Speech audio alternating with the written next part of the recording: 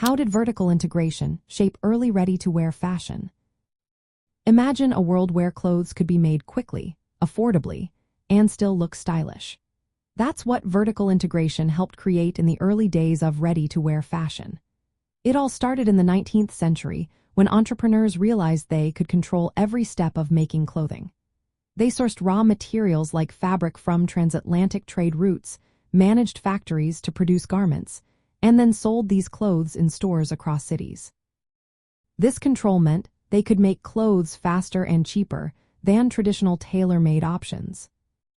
By standardizing sizes and styles, manufacturers could produce large quantities of clothing that fit most people. This shift from custom tailoring to mass production made fashionable clothes accessible to a much bigger audience.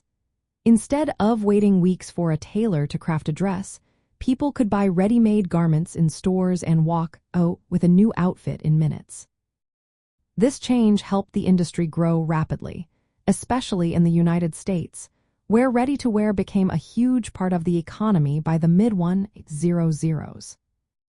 Vertical integration also sped up how quickly fashion trends could reach the public. When a designer or brand controlled design, manufacturing, and retail, they could respond swiftly to new styles or cultural shifts. Think about the youth-driven fashion movements of the 60s and 70s. Brands that managed all parts of production could quickly adapt their clothing lines to match the latest trends, keeping their collections fresh and appealing. In the late 20th century, brands like Zara and H&M took this approach even further. They managed everything from designing clothes to producing and selling them in their own stores. This allowed them to cut costs by skipping middlemen and to react fast to what customers wanted. They could even adjust production based on real-time sales data, making sure they didn't overproduce or run out of popular items. For high-end designer brands, vertical integration was a way to keep control over quality and brand image.